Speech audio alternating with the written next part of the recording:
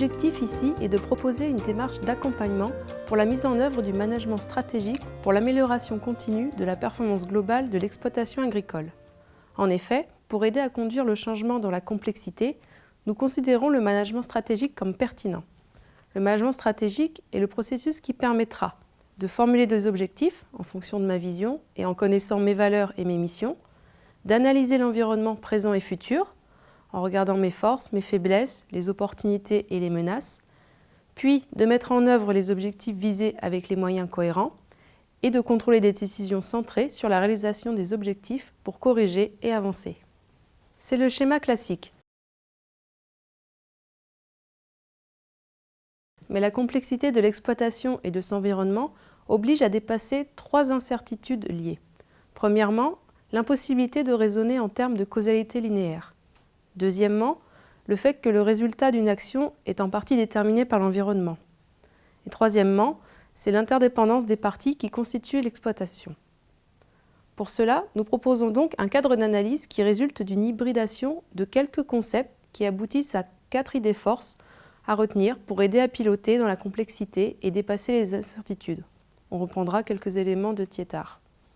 Pour ce faire, la première idée est que la démarche vise à expliciter et à formaliser la représentation de la stratégie et du processus pour la mettre en œuvre et la piloter. La démarche doit permettre de garder la mémoire des expérimentations, des réussites et des échecs pour réagir en se constituant un répertoire d'expériences, mais aussi une capacité de réaction au changement et à l'incertitude. La deuxième idée, c'est que le pilotage de l'exploitation est à réaliser dans une logique d'amélioration continue. On avance à petits pas et on revoit régulièrement le déroulement de ces actions pour les réactualiser en vue de s'adapter. Aucune action irréversible n'est ainsi mise en œuvre et on garde le sens de l'action et des objectifs à atteindre. La troisième idée est que l'agriculteur est inséré dans un système finalisé, piloté et ouvert sur le monde, sur son environnement et sur les parties prenantes, avec l'idée d'ouvrir le débat pour aider à la découverte de solutions partagées. Enfin, la dernière idée, c'est la prise de recul qui doit permettre d'expérimenter des voies inhabituelles qui rompent avec les cadres de référence. C'est la négation de l'analyse de groupe. Les recettes des uns ne sont pas forcément les bonnes recettes pour moi. Il doit y avoir possibilité de remettre en cause les schémas dominants, de proposer des alternatives et d'arriver à une représentation plus fidèle et partagée du monde. L'exploitation doit apprendre à désapprendre. C'est l'idée de trouver des solutions non normatives et situées. Aussi, nous retenons que ce genre de démarche doit s'appuyer sur 6 principes.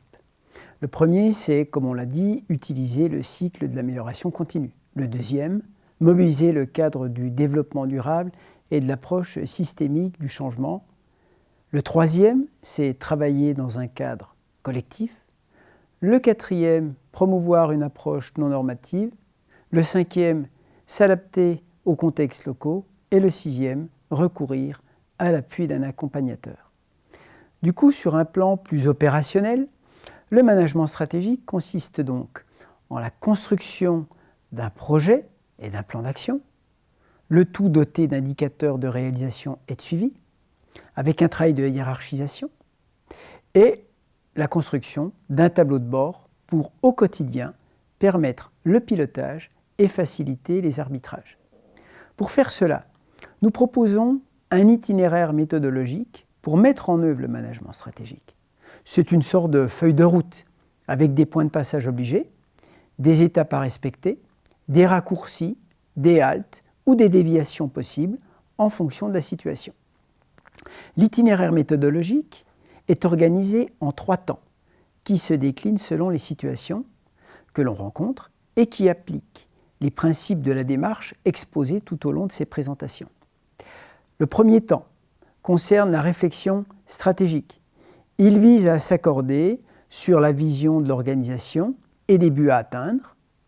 Le deuxième temps concerne la formalisation de la stratégie. Il permet de décliner la stratégie en axes, en objectifs, en indicateurs et en plan d'action. Le tout étant formalisé sous la forme d'un tableau de bord. Le troisième temps concerne le pilotage et l'évaluation des performances. Il vise à améliorer la performance globale par la mise en œuvre de la stratégie. Donc nous verrons par la suite que nous proposons 2 voies possibles pour la mise en œuvre de cet itinéraire avec vos étudiants, dans le cadre notamment du M56. Alors, tout d'abord, une première voie proposée s'appuiera sur la démarche PERFEA. Elle nécessite l'utilisation du logiciel Decision Explorer pour construire la carte cognitive qui permettra de représenter la complexité du fonctionnement et de la stratégie d'exploitation.